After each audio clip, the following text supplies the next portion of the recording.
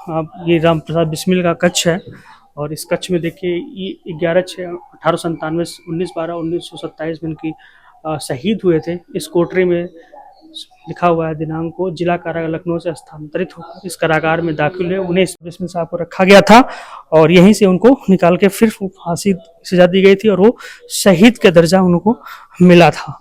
ये फांसी की जगह है जहाँ पर उनको फांसी दी गई थी और यहाँ से उनको निकाला गया था और बाद में इनका जो समाधि स्थल, शहीद स्थल के रूप में इनको रखा गया था।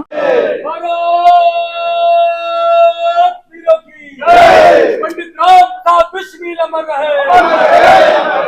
राम प्रसाद बिस्मिल अमर रहे।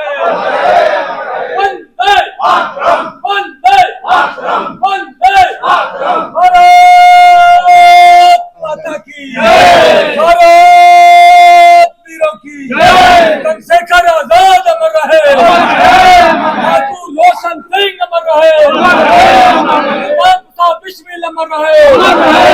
अशफाकुल्लाह खान अमर रहे। राजेंद्र खिलाड़ी अमर रहे। महात्मा गुप्ता अमर रहे। भारत माता की जय। पंडित राम प्रसाद बिस्मिल अमर रहे। बिस्मिल तेरा यह बलिदान याद करेगा हिंदुस्तान। बिस्मिल तेरा यह बलिदान याद करेगा हिंदुस्तान। बिस्मिल तेरा यह बलिदान याद करेगा हिंदुस्तान। आज पंडित राम प्रसाद बिस्मिल का जन्म जयंती है, 127वां जन्मदिन है उनका। और इसी अवसर पर भारत माँ को आज़ाद कराने के लिए इन्होंने जो अपने 16 क्रांतिकारियों के साथ काकोरी घटना को अंजाम दिया था, ऐसे में पंडित राम प्रसाद बिस्मिल को इसी जेल में 19 दिसंबर को अंग्रेजों ने फांसी दिया था। आज उनकी जन्म जयंती के अवसर पर जिस प्रकार से उन्होंने देश को आज़ाद कराने के लिए भारत की युवा तोड़ाई को जगाया था, संगठित किया था, कलम से साहित्यकार के रूप में, लेखक के रूप में और नेतृत्वकारी के रूप में, आंदोलनकारी के रूप में, वो सभी युवाओं के लिए प्रेरणा स्रोत हैं। और युवाओं को उनसे सबक लेनी चाहिए कि हम पढ़ते हुए और देश समाज का काम अवश्य करें और राष्ट्रहित सर्वोपर होना चाहिए। सर, उनका ये था कि वो साहित्य भी थे, अनुवादक भी थे और तो वो जो उनकी जो पुस्तक बेचते थे उनसे वो अपना लिए हथियार खरीदे थे देश को आज़ाद कराने के लिए। सर, कहीं कहीं आज के युवाओं को क्या मैसेज देना चाहिए? देखिए, सशस्त्र क्रांति का जो विषय आया था तो लाला लाजपत राय, बाल गंगाधर तिलक और बिपिन चंद्र पाल, इन तीनों लोगों ने ही सशस्त्र क्रांति के रूप में अंग्रेज गर्म दल की स्थापना किया था। और मूल रूप से जो आचार्य थे, हिंदुस्तान रिपब्लिक एसोसिएशन करके जो संगठन था, वो गोरखपुर की चौरी चौरा घटना के बाद जब महात्मा गांधी ने असहयोग आंदोलन वापस लिया था, तब पंडित राम प्रसाद बिस्मिल ने देश के युवा क्रांतिकारियों को जगाने के लिए जो काम किया था, तो उसमें पैसे की आवश्यकता थी, मतलब उसमें शस्त्र की आवश्यकता थी। इसके नाते उन्होंने काकोरी की घटना किया था। 8,942 रुपये उस घटना से मिला था और जिसके कारण शस्त्र लेकर देश को आजाद कराने के लिए क्रांतिवीर निकल पड़े। मैं कानपुर से आया हूँ।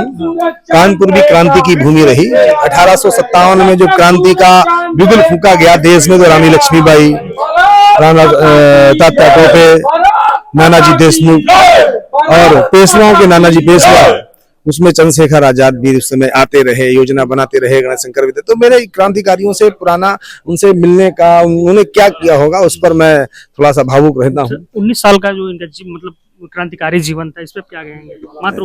वैसे तो जीवन 30 साल का था, लेकिन 19 साल का जो पीरियड था काफी क्रांतिकारी था। तो हमारे युवाओं को क्या मैसेज देते हैं? ये जो भारत भूमि है, इस भारत भूमि में महापुरुष विभिन्न रूपों में अवतार लेते रहे हैं। आद्य गुरु शंकराचार्य आए, उनका भी जीवन कम ही समय का था।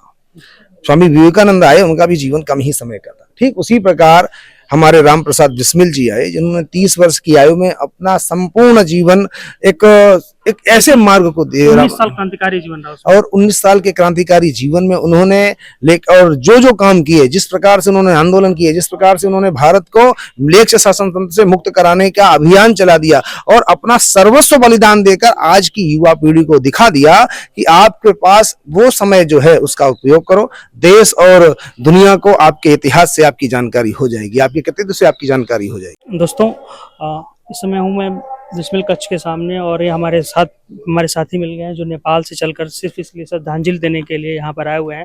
तो चलिए थोड़ी सी हम बात करते हैं। सर, स्वागत है आपका। क्या कहना चाहते हैं आज के दिन आप?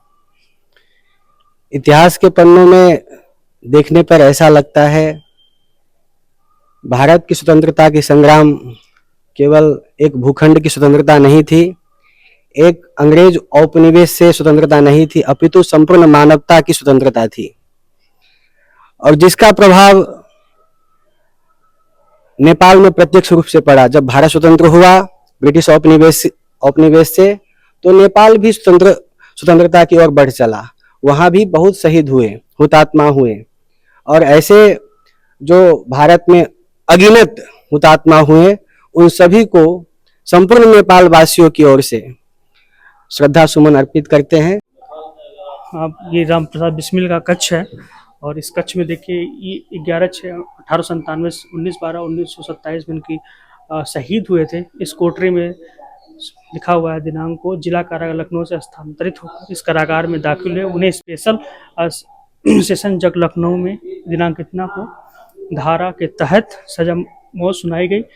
को इसी कोठरी में दिनांक 19/12/1927 तक बंदी के रूप में रहे। इसी वही कोठरी है और 19/12/1927 को उन्हें सुबह 6:30 बजे इसी जेल में फांसी लगाई गई। इस प्रकार पंडित राम प्रसाद बिस्मिल अपनी शहादत के साथ अपनी इस भक्तियों को भी वतन की शान नमन करते हैं। वक्त आने दे बता देंगे तुझे ये आसमां, हम अभी से क्या बताएं क्या हमारे दिल में है। ये उनकी अंतिम लाइन थी और यही वो कक्ष है और कक्ष को हम यहीं से दिखाने का प्रयास करते हैं। थोड़ा अंधेरा है लेकिन हम दिखाने का प्रयास करते हैं। यही वो कक्ष है जहाँ पर बिस्मिल साहब को रखा गया था और यहीं से उनको निकाल के फिर फांसी सजा दी गई थी और वो शहीद का दर्जा उनको मिला था। ये फांसी की जगह है जहाँ पर उनको फांसी दी गई थी और यहाँ से उनको निकाला गया था और बाद में इनका जो समाधि स्थल, शहीद स्थल के रूप में इनको रखा गया था और यही जगह है। आपको हम दिखाने का प्रयास करते हैं। कुछ लाइनें हैं जो मैं आपको दिखाऊं। कुछ आरजू नहीं है, आरजू तो ये है, रख दे जरा सी कोई खाके वतन कफन पे। चूंकि बिस्मिल साहब एक बहुत बड़े शायर थे, लेखक थे, अनुवादक थे, तो कहीं न कहीं उनकी कविताओं में वो बात आती है।